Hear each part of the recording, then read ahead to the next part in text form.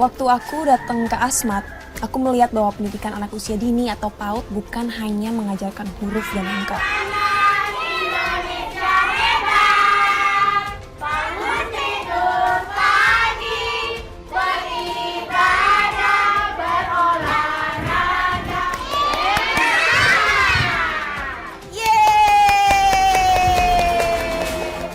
Tapi juga menjadi suatu ruang di mana anak-anak bisa bereksplorasi, bermain, dan bertumbuh dari berbagai aspek, yaitu fisik, mental, dan juga sosial. PAUD itu mampu membantu anak-anak bertransisi ke sekolah dasar dengan lebih mudah, sehingga mereka lebih siap saat mulai belajar di jenjang berikutnya. Ini huruf apa? Ini B.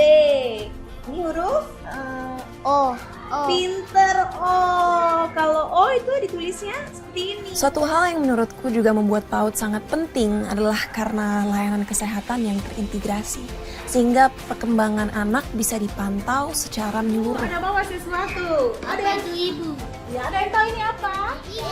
Waktu aku berkunjung ke SD Negeri 1 Sauti, aku juga melihat inklusivitas terjadi dengan cara yang sangat sederhana tapi nyata. Untuk anak yang berkebutuhan khusus di sini ada, dia dalam penglihatan, tetapi di dalam kegiatan belajar mengajar penerapannya tetap kita sama, tapi kita lihat kebetulan dia matanya yang kurang bagus, mata kiri, jadi kita atur di posisi duduk. Seorang anak dengan kebutuhan khusus belajar bersama teman-temannya, bukan dipisahkan. Oke, yuk.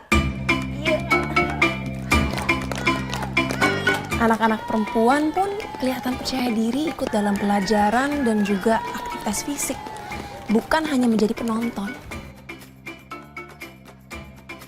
Pengen tahu deh, Regina kalau udah besar ingin jadi apa? Suster. Suster, jadi pengen nyembuhin orang sakit ya. Apa yang bikin senang sekolah di sini? Teman-teman banyak. Dan baik-baik semua ya.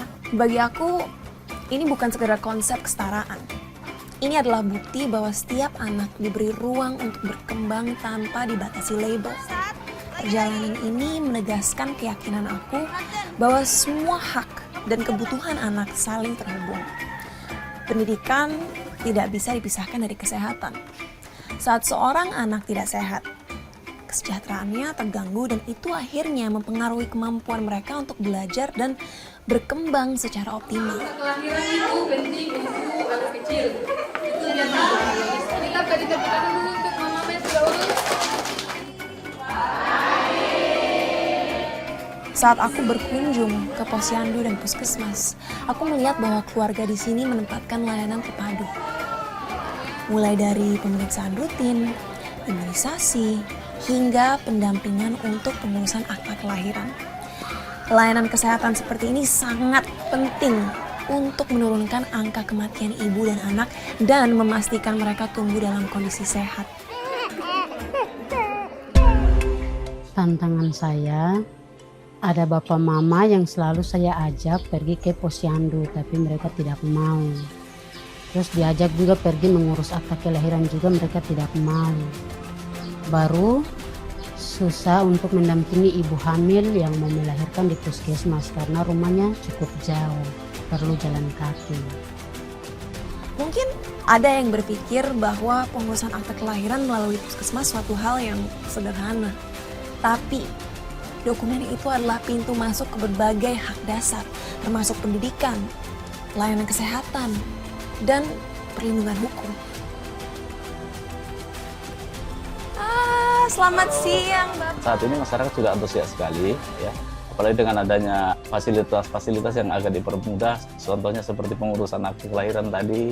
Ya, itu. sekarang bisa dibuat di puskesmas dan tidak usah jauh-jauh ya. Betul.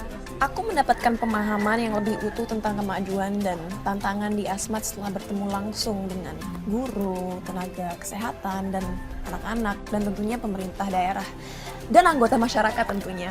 Salah satunya adalah bahwa angka stunting di Papua sudah menurun dari 33% pada tahun 2018 menjadi 24% pada tahun 2024. Tapi sayangnya angka ini masih lebih tinggi dari rata-rata nasional yang berada di 19%.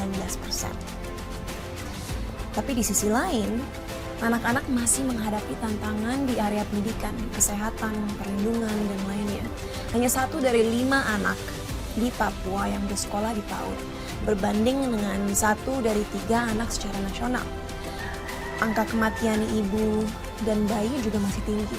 Di Asmat, untuk setiap 1000 kelahiran, 43 bayi tidak dapat bertahan hingga ulang tahun pertama mereka.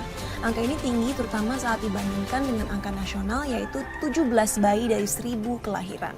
Papua Selatan sendiri memiliki salah satu tingkat perkawinan anak tertinggi di Indonesia, yaitu 14%. Di tengah semua tantangan, kemajuan nyata sedang terjadi di wilayah Papua melalui kerjasama UNICEF dan pemerintah. Program peningkatan kualitas pengajaran dan pembelajaran sudah menunjukkan hasil, yaitu kemampuan membaca dan belajar anak meningkat dan pembelajaran yang inklusif diterapkan. Sekarang pendekatan ini juga sudah diperluas ke lebih banyak sekolah. Peran kami sebagai mitra pembangunan pemerintah itu membantu pemerintah untuk melaksanakan program-program yang mereka canangkan secara nasional. Kita bantu di level daerah, pendampingan teknis kayak sampai ke level dinas pendidikan dan sekolah. Kita membantu kapasiti yang dibutuhkan oleh guru-guru di tingkat sekolah dasar dan PAUD. Kemudian dari sisi kebijakan-kebijakan juga kami berharap kita bisa terus bersama-sama dengan pemerintah untuk membantu mengadvokasi hal-hal yang betul-betul memberikan manfaat atau dampak terhadap anak-anak di tanah Papua. Intinya, perjalanan aku ke Asmat mengingatkan aku akan suatu hal yang sangat penting. Dukungan pada anak usia dini, pendidikan berkualitas, layanan kesehatan, dan pemberdayaan remaja bukan upaya yang berdiri sendiri. Semuanya saling terhubung dan semuanya adalah hak anak.